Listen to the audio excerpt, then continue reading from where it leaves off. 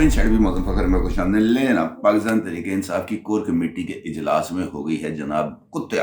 और इतनी खौफनाक कि अल्लाह की पनाह। पाकिस्तान तहरीक इंसाफ की लीडरशिप के ऊपर कोर कमेटी के अरकान की तरफ से जिस तरीके से हमले किए गए, उन्हें जिस तरीके से नाकाम, नकारा और जनाब कंप्रोमाइज्ड लीडर कहा गया, ये अल्लाह की पनाह है। क्योंकि कल का इजलास जो कि कोर कमेटी का हुआ, ये ना सिर्फ इमरान खान की सज़ा के बाद हुआ, बल्कि इस सज़ा के बाद होने वाले वाक़यात की रोशनी में भी हुआ। और इस इजलास में जहाँ पर पाकिस्तान तहरीक इंसाफ की लीडरशिप पर शदीद तरीन तनकीद की गई, वहीं पर इस इजलास में अगले लाहे अमल के हवाले से भी तबादला ख्याल किया गया। और यहाँ पर वो लीडरशिप ने गलबा हासिल किया जो तनकीद भी कर रही थी, जिसने पाकिस्तान तहरीक इंसाफ की मौजूदा लीडरशिप को जनाब दीवार के साथ भी लगाया। खासतौर पर अली अमीन गंडापुर साहब जो कि इस वक्त वज़ीर आला खैबर पख्तूनख्वा हैं, उनके ऊपर तो इस इजलास में इस हद तक तनकीद की गई कि वो ना सिर्फ गुस्से में आ गए, बल्कि उनकी तरफ से चंद नाजेबा अल्फाज भी उनकी जुबान से अदा हो गए। और मुझे ऐसे लगता है जैसे इस वक्त अली अमीन गंडापुर पाकिस्तान तहरीक इंसाफ के लिए एक पंचिंग बैग के तौर पर इस्तेमाल किए जा रहे हैं।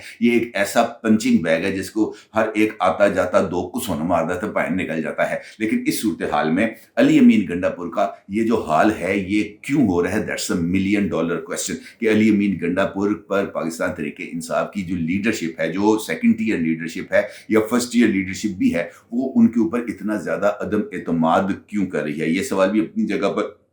बहुत ज़्यादा अहमियत का हामिल है कि पाकिस्तान तहरीक इंसाफ की कोर कमेटी के इजलास में ये जो माहौल था, ये कशीदा क्यों हुआ, लीडरशिप के ऊपर जो है वो कुतिया उनकी क्यों की गई। और सबसे बढ़कर ये सवाल इंपॉर्टेंट का हामिल है कि पाकिस्तान तहरीक इंसाफ की लीडरशिप अब क्या करने जा रही है। इस सारी सूरत हाल पर आपके साथ बात करूंगा, इन तमाम सवालात का जायज़ा लेंगे। लेकिन उससे पहले बात करते हैं लाहौर में होने वाली एक अहम मुलाकात की। और ये मुलाकात हुई है वज़ीर आज़म शहबाज शरीफ की अपने बड़े बहन और मुस्लिम लीग नून के सदर जनाब नवाज शरीफ के साथ। और इस मुलाकात के हवाले से आज से कुछ तकरीबन 10 दिन पहले से ये खबरें गर्म थी कि नवाज शरीफ साहब दोबारा सियासत में एक्टिव हो रहे हैं। नवाज शरीफ साहब जनाब दोबारा सियासत में आकर अपना रंग जमाएंगे। नवाज शरीफ साहब जनाब अब डेली बेसिस पर मॉडल टाउन में जो मुस्लिम लीग नून का ऑफिस है, वहां पर तशरीफ फरमा भी होंगे और वहां पर पॉलिटिकल लीडर्स के साथ राब्ते और मुलाकातें भी करेंगे। लेकिन ये खबर हस्बे मामूल दुरुस्त साबित नहीं हो सकी। अलबत्ता ये जो मुलाकात थी, इसमें खास तौर पर जो हुकूमत और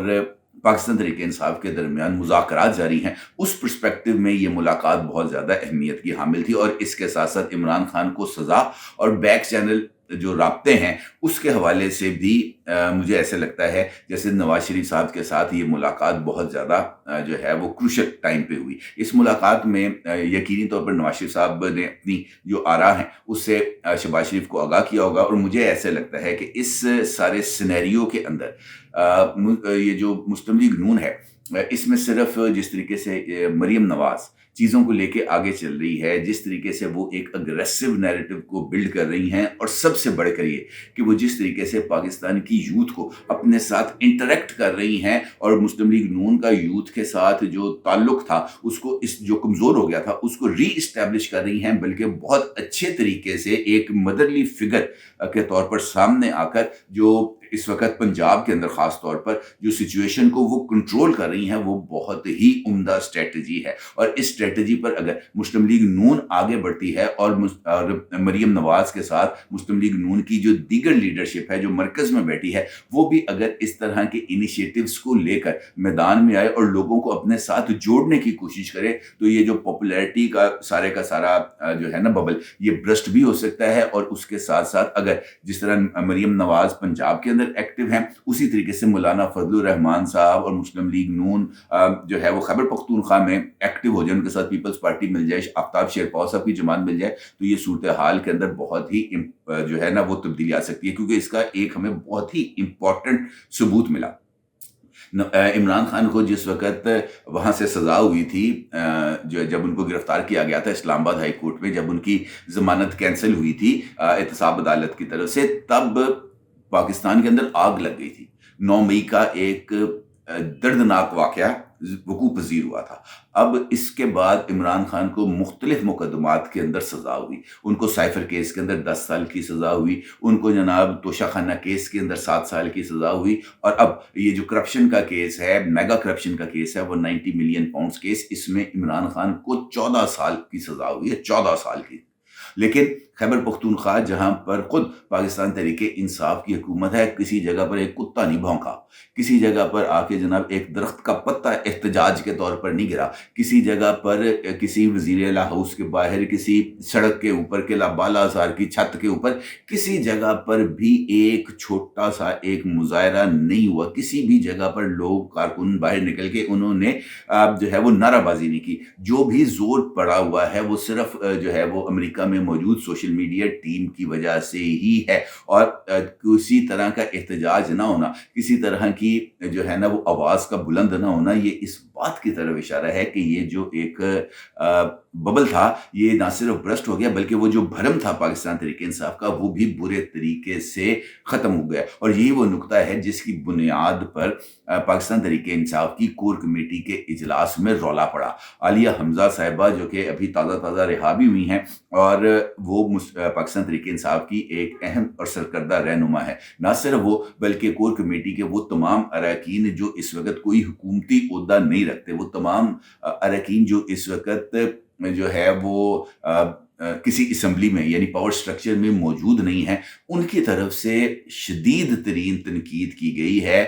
پاکستان تحریک انصاف کی لیڈرشپ پر، حد کے یہاں تک آ گئی بات کہ یہ جو میں نے بھی آپ کے ساتھ ذکر کیا نا کہ کسی جگہ پر ایک معمولی احتجاج نہیں ہوا، اور انہوں نے اس بات کا مطالبہ بھی کیا کہ اگر یہی سچویشن آگے بڑھتی ہے تو پھر پاکستان تحریک انصاف کی لیڈرشپ میں تبدیلی کے لیے، جو کمان کی تبدیلی ہے اس کے لیے جو پاکستان تحریک انصاف کی موجودہ یہ جو کور کمیٹی کے اراکین ہیں، یہ خود عمران خان سے ملاقات کر کے عمران خان کو اس ساری صورتحال سے آگاہ کریں گے کہ آپ کی موجودہ لیڈرشپ نکمی ہے، نکھٹو ہے، کسی لائق نہیں ہے۔ اچھا، نہ صرف عالیہ حمزہ بلکہ شہباز گل اور وہ تمام لوگ جو اسکائپ پر یا زوم کے اوپر اس میٹنگ میں موجود تھے، ان کی طرف سے بھی اس بات پر شدید احتجاج کیا گیا کہ جناب کسی اور جگہ پر تو نہیں، پنجاب کے اندر جناب پوزیشن موجود نہیں ہے، سندھ کے اندر جو ہے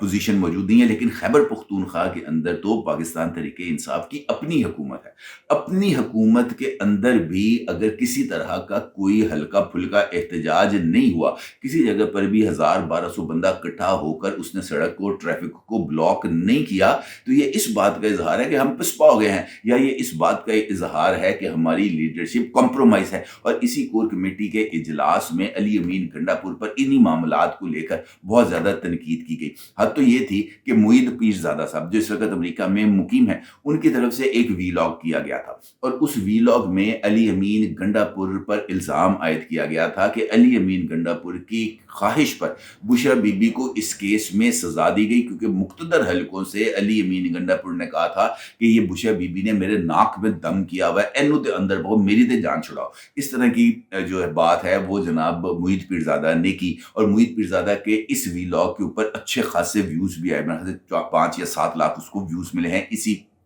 ویڈیو کے اوپر۔ اور پاکستان تحریک انصاف کی کسی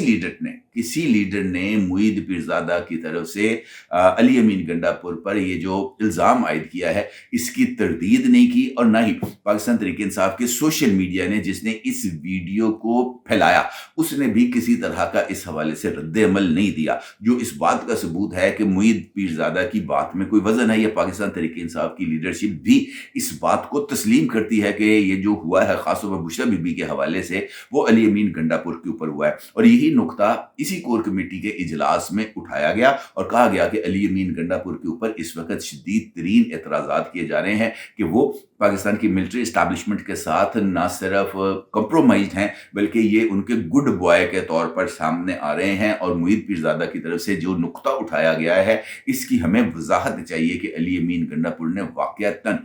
جو ہے وہ بشرا بی بی کو جیل کرانے کے لیے اسٹیبلشمنٹ سے رابطہ کیا تھا، اور اس نقطے پر علی امین گنڈا پور نہ صرف بہت زیادہ گرم ہو گئے بلکہ انہوں نے غصے کا اس پر اظہار کیا، انہوں نے یہ جو ویلاگ کرنے والی شخصیت ہے اس کو برا بلا کہا، ان کے بارے میں چند चंद नाज़ेबा अल्फाज इस्तेमाल किए, और वो तमाम लोग जो इस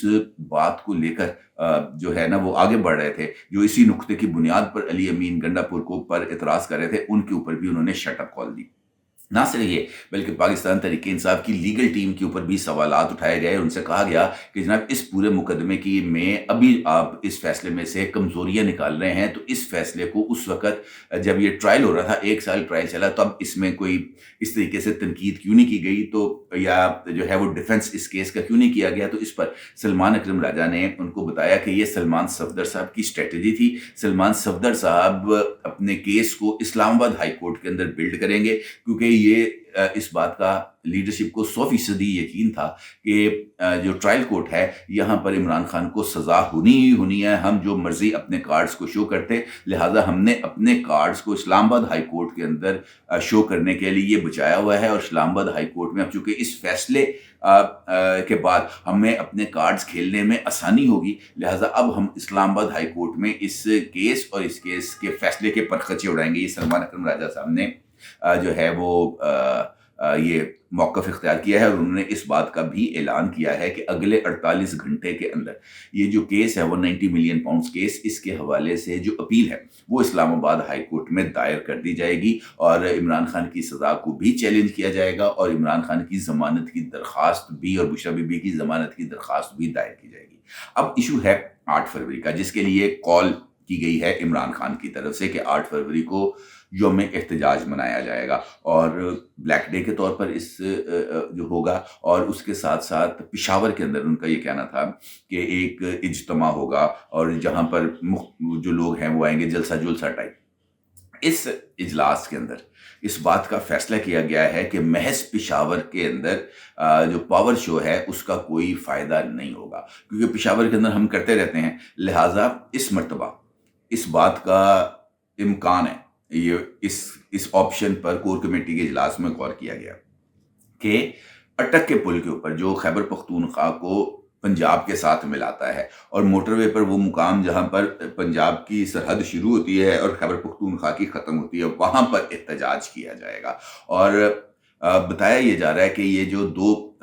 जगह हैं, 2 मुकामात हैं, इनके बारे में तजवीज़ दी गई है कि मरकज़ी जलसा पेशावर में हो, और उसके बाद ये जो दोनों पॉइंट्स हैं 8 फरवरी को, इनको ब्लॉक कर दिया जाए और यहाँ पर सरकारी धरना दिया जाए। अब इसका मतलब यह है कि 8 फरवरी को सरकारी धरना दिया जाएगा। 8 फरवरी को खैबर पख्तूनख्वा और पंजाब के जो एंट्री एग्जिट पॉइंट्स हैं उनको ब्लॉक किया जाएगा। दिन भर वहाँ पर धरना दिया जाएगा, दिन भर वहाँ पर एहतजाज किया जाएगा, और फिर उसके बाद ये जो एहतजाजी हैं ये वहाँ से उठेंगे, और उठने के बाद जनाब ये आ जाएंगे पेशावर, और पेशावर में आकर ये जलसा करेंगे। कोई इस तरह की कुछ स्ट्रेटजी है जो डेवलप की जा रही है, और पंजाब के हवाले से भी कुछ इस तरह की स्ट्रेटजी को डेवलप करने के इशारे मिल रहे हैं कि जनाब वहाँ पर भी भरपूर तरीके से अत मचाने का कोई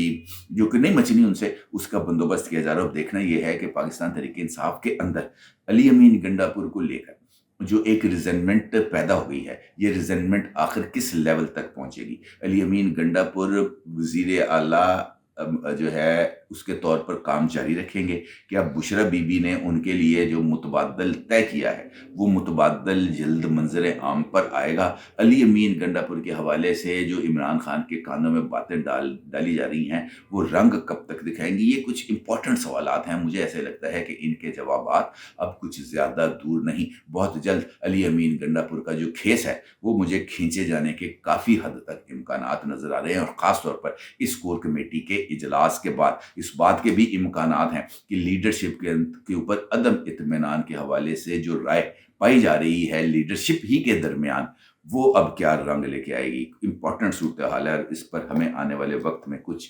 पेशरफ्त होती हुई नजर भी आएगी। अपनी राय का जरूर इज़हार कीजिएगा। आपका बहुत शुक्रिया। अल्लाह हाफ़िज़।